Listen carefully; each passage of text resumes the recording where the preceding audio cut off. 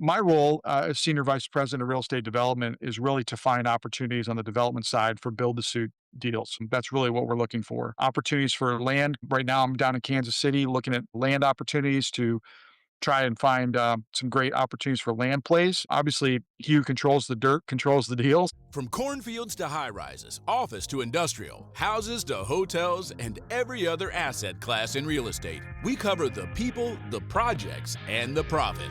Welcome to the Investing in Iowa show. This show is for go-doers, action takers, and business owners. It's for people like you who are sick of Uncle Sam taking a huge bite of your apple. If you're looking to get ahead of what's taking place in Iowa, learn who is doing what, and how you can get in on the action, you're in the right place. Hosted by Neil Timmins, an Iowa native who has been involved in over $300 million in real estate right here in Iowa. Recording in studio from West Des Moines. Here's your host, Neil Timmins. I've got Dave Wilson here on the show. Dave, welcome. Hey, thanks so much, Neil, for having me. I appreciate it. I'm excited you're here. Say, for the audience's sake, who are you? Where are you from? What do you do?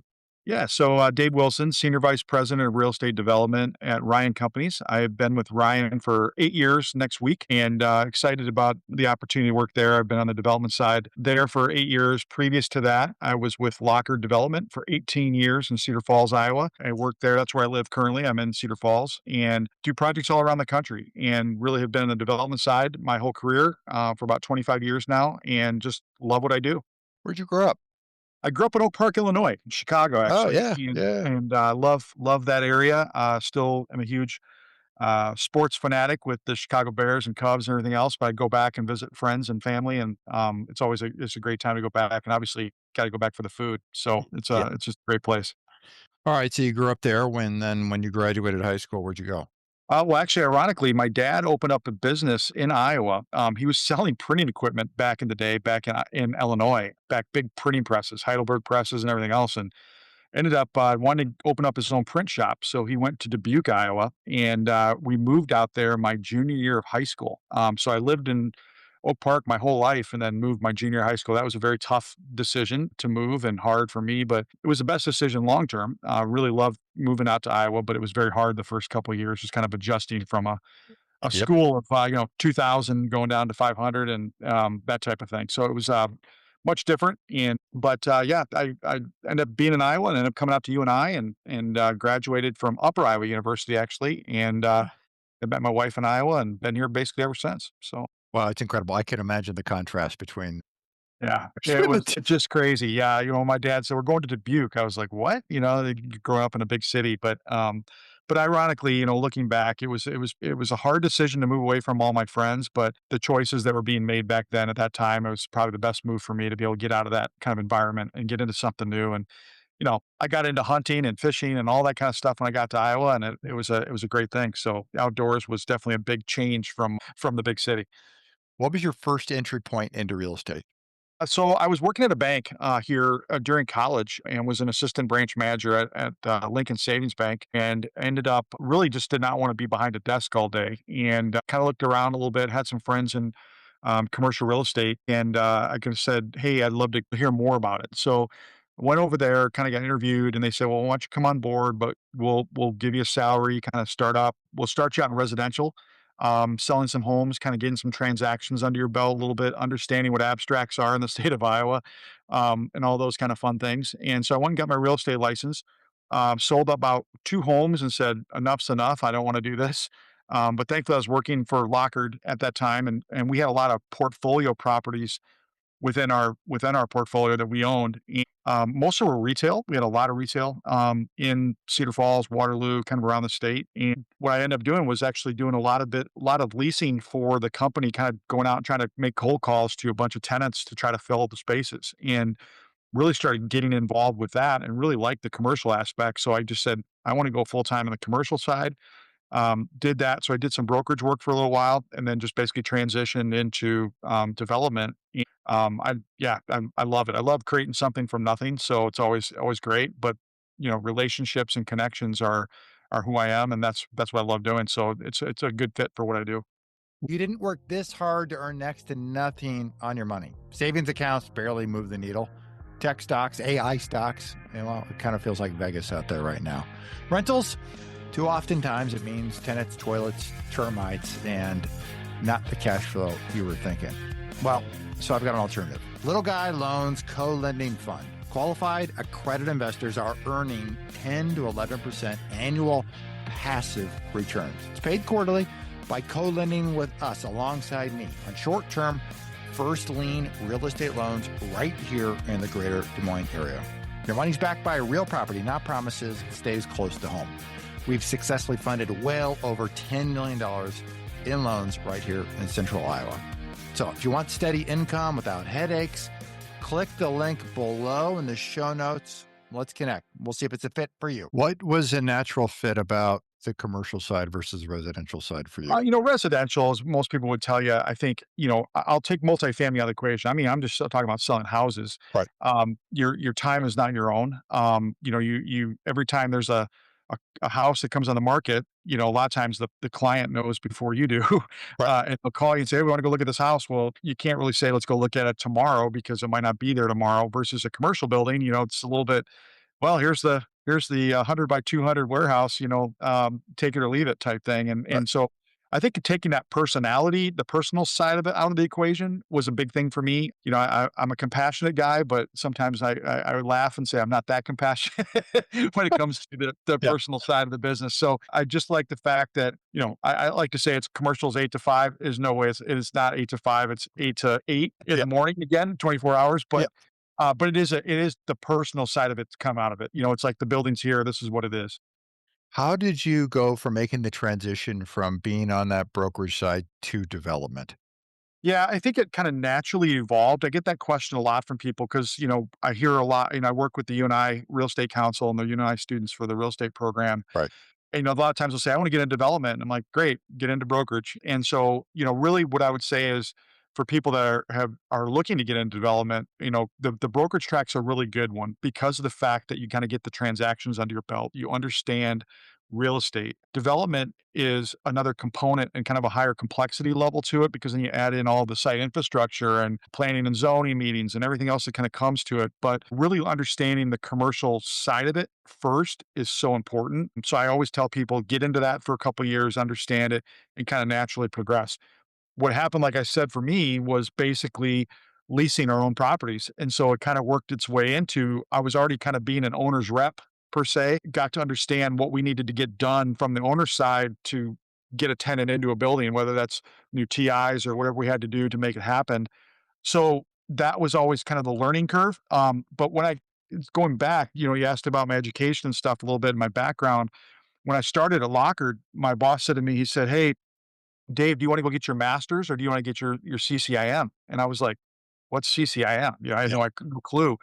He's like, "Well, it's kind of like the master's degree in commercial real estate, And I'm like, "Well, if I'm going to learn commercial real estate, I want to go learn commercial real estate." So I said, "I'll go get my CCIM." Best decision I ever made. So I did the 2-year program there, basically went through spring, fall, took 2 classes a year, and then did my exam the following spring and turned my portfolio and everything and got my PIN in 2002. And so I've had my PIN now for 24 years, and it's just been a great I mean, the network that's there is phenomenal. It's been great in the state of Iowa, whether it's the Iowa, CCIM chapter or the national side. It's just been a big help for me in my career, personally and professionally. What did you take out of CCIM going through the education piece that you couldn't Yeah. get in the real life world? And then the follow-up is, what do you get from that ongoing inside that community? I mean, there's so much to learn. I mean, like I laugh. My son's actually going through the program right now, Mhm. which is really cool. And I've never pushed him into commercial real estate, but kind of seeing him kind of go through it again, it's kind of exciting to watch and hear kind of what he's learning again. Because it's been so long since I've taken the courses, but obviously being around the institute on the national level for so long too, I've been able to understand a little bit more what we do on the intricacies of what CCIM is all about. The cool thing is that I would say you're drinking out of a fire hose for a little while on 101 when you first get in there if you don't really have any background in commercial real estate like I didn't. We're seeing a lot of the students like you and I that have gone through a real estate program get their degree and then they go get their CCIM and they're like, yeah, this was pretty easy classes for me, but yet I learned it on a different level because it's being taught by practitioners that are in the industry. So I think that's a big thing is just, you can get that hands-on experience level, of learning from someone that's doing it, rather than kind of the practicum of, hey, this is what commercial real estate is and everything else investing. Well, this is what I did today at work today, and they can explain it in that regard. I think it ends up hitting home a lot better for students. So, for me, I grasped that kind of like hands-on learning, and that's where I ended up really feeling like I grasped the commercial real estate investment side a lot better just from going through those classes. Some of them kicked my butt, and Yeah, that's okay. It's good. The day you stop learning is the day you die, right? And that's so, right. I always want to continue to learn, and then from that, meeting people in the classes. Like for me, I knew I was doing projects kind of around the country, so I took my 4 classes in different markets around the Ah, country. yeah, So I wasn't just doing them in Iowa, so I could build my network. And so I still keep in contact with people I took 101 through 104 with, in addition to just being on the national board and things like that. I've done more deals with CCIMs than I have with anybody. So, yeah. For those who don't know Ryan Companies, maybe give us an understanding about what the company does as a yeah, whole, and then where you fit in when you say projects. Let's go a little sure. deeper down that. Yeah, I appreciate that, Neil. Yeah, So Ryan Companies, we're 80-plus-year-old company, been around a long time, started in Hibbing, Minnesota, and as a lumber company and has grown since then. Last year, we went to 5.5 billion in revenue at Ryan. We have 17 offices around the country. We're based in Minneapolis. We have 2 offices here in Iowa, both in Des Moines and Cedar Rapids. I work in our Cedar Rapids office. I live in Cedar Falls, so I go down there, twice, 3 times a week to our office if I'm not traveling to other markets or doing projects. My role as senior vice president of real estate development is really to find opportunities on the development side for build to suit deals. That's really what we're looking for. Opportunities for land. Right now, I'm down in Kansas City looking at land opportunities to try and find some great opportunities for land plays. Obviously, he who controls the dirt controls the deal. So, right. we're looking for good land positioning in those markets as well as here in Iowa to position ourselves when an RFP or something comes across the table for us to go say, hey, let's go build a new industrial facility. So for me personally, I'm focused on industrial, and that also includes kind of the food and beverage side. We're doing a lot of food and beverage for Ryan, but mostly for me personally, it's industrial, healthcare, and retail. Those would be the 3 that I'm really focused on, and that's kind of where, and that's ground up. Turn it over to our construction team, let them go build it, and then we either sell it. We usually mostly sell our projects at the end of the day, or we're doing third party construction where we're working with a client like yourself to say, "Hey, Yep. go build me a building," and we have no ownership interest, but we're building it for you. Anything you're doing spec? It's interesting. We've done spec here in Iowa. We've done some in Des Moines. We've done on the industrial side. We're looking at that as a possibility, possibly down the road in Kansas City. There's a lot of competition down there. So let me backtrack. I'm in the Midwest region for Ryan Companies. We have several regions within the company. Our Midwest region consists of Iowa, basically Missouri, and Nebraska, and then kind of outlying areas kind of that touch our areas, on the southern components like southern Minnesota, for instance, or, southwest Wisconsin. But we don't want to get in too close to our other offices like Sure. Chicago, Minneapolis, et cetera. But so we kind of touch those areas. My role focuses obviously to bring business into the Midwest region, but obviously with my national reach that I have with having done projects across the country and being the president of the CCIM Institute in 2018, that's given me network that goes from coast to coast. So it gives me an opportunity to be looking at projects elsewhere. And development's tough right now in Iowa, Right. and it's there's not a lot of projects that come and go, and you want to make sure you win the ones that do come. And to keep bread on the table, I got to be looking at other markets as well. So that's a good thing. Talk to me about you're gonna go in, you take the dirt down, you land bank the thing, then you get a build to suit opportunity. Do you guys portfolio this? Does it get sold out? I'm kind of curious as to the Yeah. investment perspective on that. Yeah, great question. It really depends on the sector. I would say on the industrial side, we pretty much are merchant builders. We'll go in, we'll build, we'll flip, we'll sell it right out at the end of the day if we're the owner. If we get that lease signed, we're selling them. And I would say that that's the biggest hurdle right now that we're seeing is capital for development projects. And we've obviously used Ryan Capital for a lot of projects over the years and done very well in that and very successful in that. Net profits are always bigger when you can use your own capital. However, there's always the risk factor. And right now, with the market kind of fluctuating the way it is, we have found that doing a lot of these build to suit projects that we've done, we've actually brought in capital partners. I can mention all kinds of them: Elm Tree, BlackRock, RCS, others, CBREI, different groups like that that we brought in that are basically our takeout partners at the end of the day, and we'll just do a fully funded forward commitment where they're coming in, basically buying us out day one. We get our fees along the way, and then basically they're the owner at the end of the project. And that's great because there's no risk for us whatsoever. Sure. However, we just take a little bit less net profit at the end of the day on the backside. So there's that two sides to every coin. Do you want more net profit, or do you want to get the deals and get some fees coming in and have those projects moving? And those are things that we're continually looking at new opportunities to find good capital, both on the family office side. We have a lot of REITs that want our product as well. At the end of the day, that's probably the biggest hurdle we have. Going back to your question, though, we have done portfolios with a lot of our healthcare.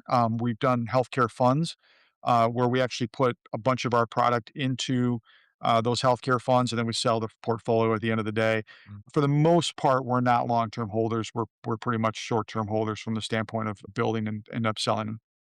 When you go into an agreement with somebody who's going to take you out at the end of construction, your construction Yeah. probably is a year out in many cases, if not even further, depending on the size of the project.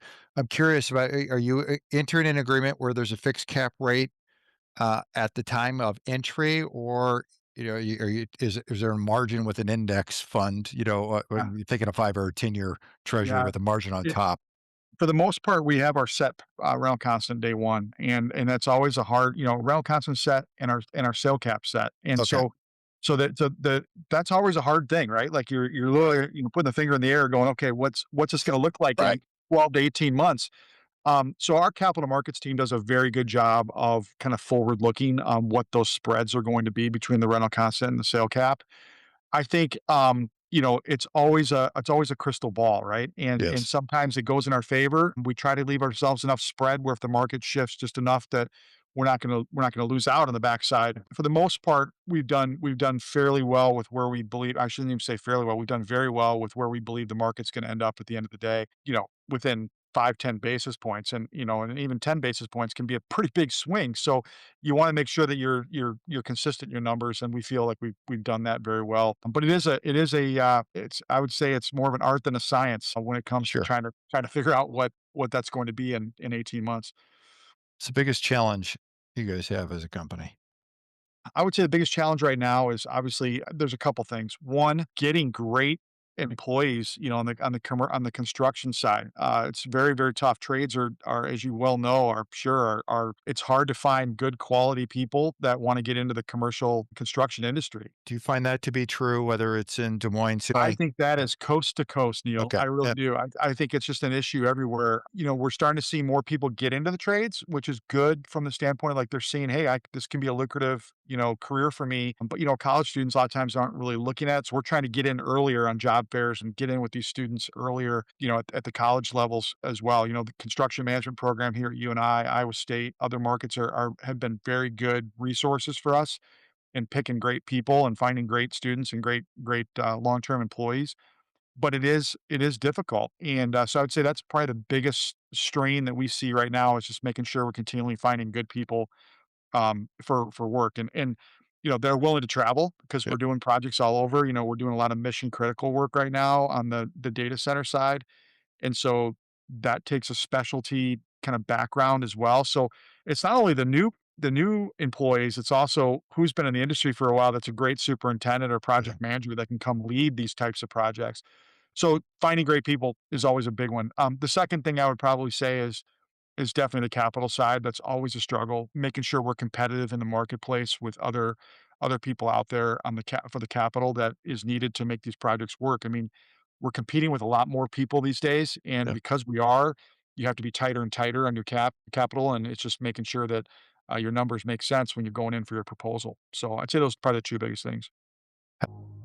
If you're a house flipper, execute the burst strategy or do double closings and are in need of money, Little Guy Loans is your go-to lender here in the Des Moines area.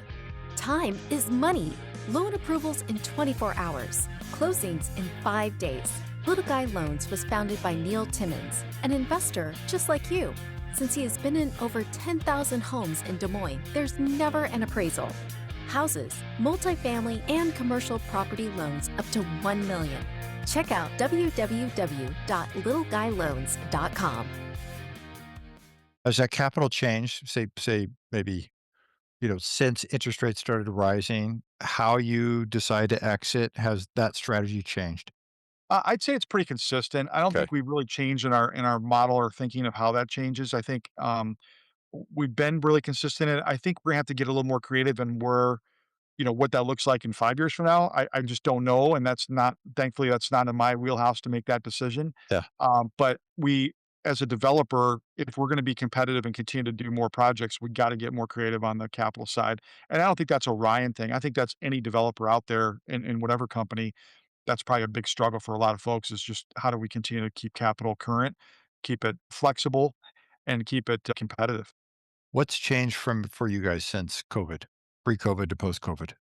Definitely the work environment. I would say, we are obviously all in the office every day of the week, and that's Yeah. changed a little bit after COVID. So that's changed a little bit of one of the things at Ryan that we pride ourselves is our culture. Culture definitely changed, during COVID Yeah. and after COVID of what that looks like. I wouldn't say our people have changed or that type of thing has changed from the culture, but Sure. just the way we do business.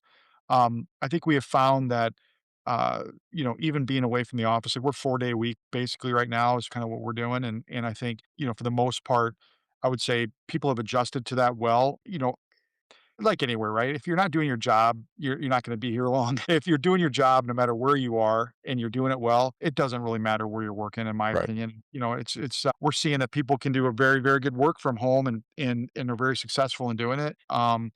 We've all adapted and had to learn to change how we do business. And I think that's just been the biggest change I'd say from COVID, from the standpoint within the office. I love going into the office just from the camaraderie of just be able to interact.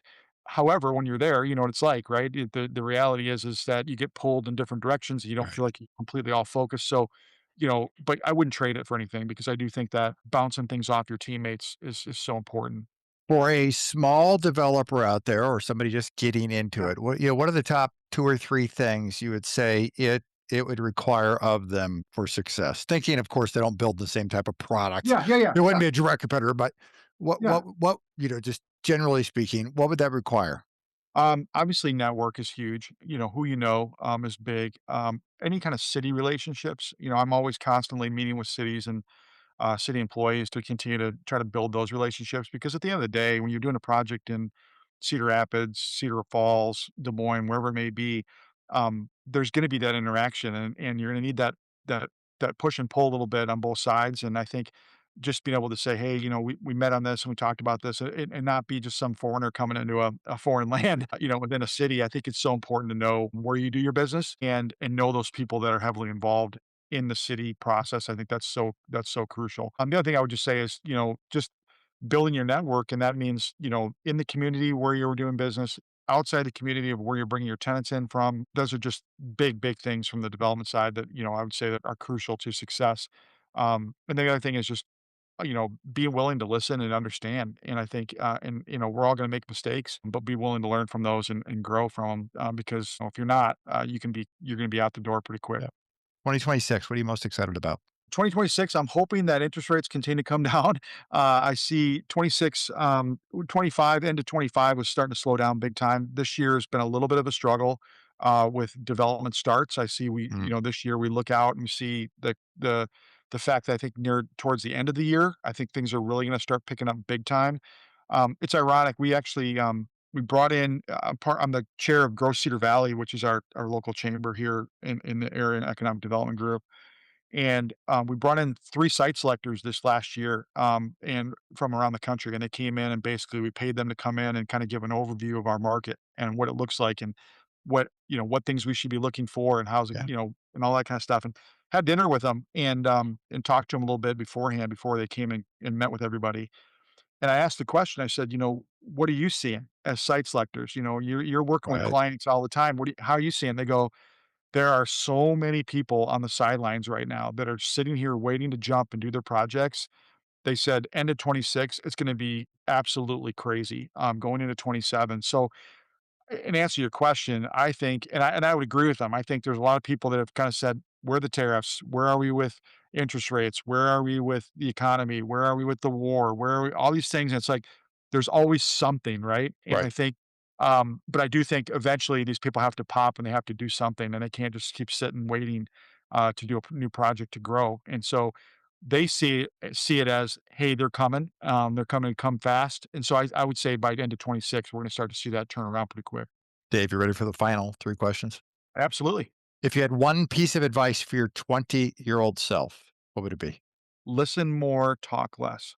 Two books that changed your life. Oh man, number one, the Bible for me. That's obviously a life changer for me in every aspect of my life. So the Bible would be number one. And number two, man, there's so many. I would say John Maxwell's books are phenomenal. Anything that he has written, I love. It's done great. Basically, I love Good to Great. There's just so many good development books. There's a great book that I just got done reading. I don't know if you've ever seen, um, and I get a chance to meet it, but Never Split the Difference. Oh, yeah, by Uh, Chris Voss. by Chris Voss, great book. I got a chance to meet him. He spoke at an event, down for a CCIM event, and, got a chance to have lunch with him and talk with him, and just, really cool. If the people have never read it, if you're ever wondering about negotiation, this guy's done it, being the FBI Born in Iowa, if memory serves me correct. yeah, yeah, Yeah, yeah, that's exactly right. FBI hostage negotiator, and, some of the stories he was telling us were just blowing me away, but great book on negotiation, would highly recommend it, and, in our business, negotiations every single day and everything that we do, so yeah. I encourage people to read it if you haven't.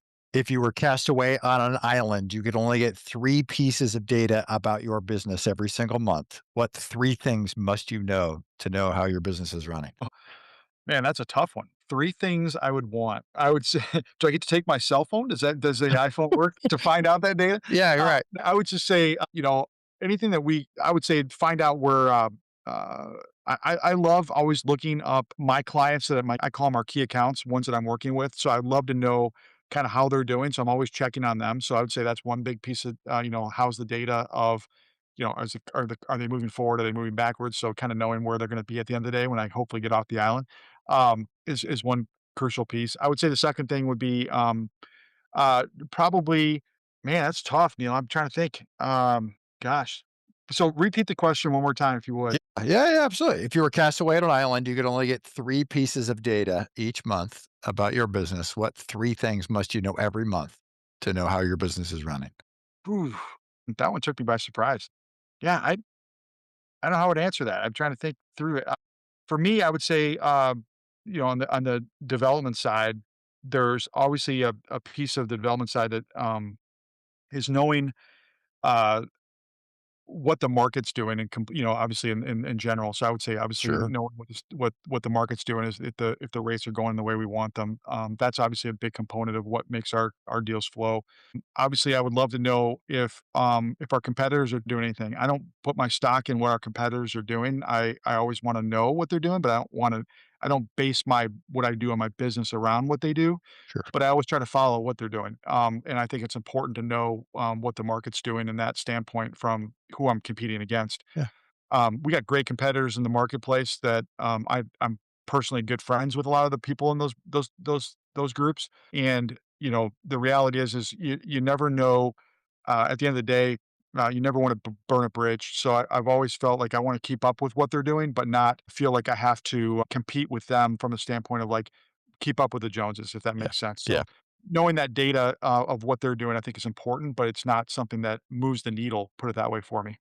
Dave, I've asked lots of questions. What's one question I did not ask that I should have asked?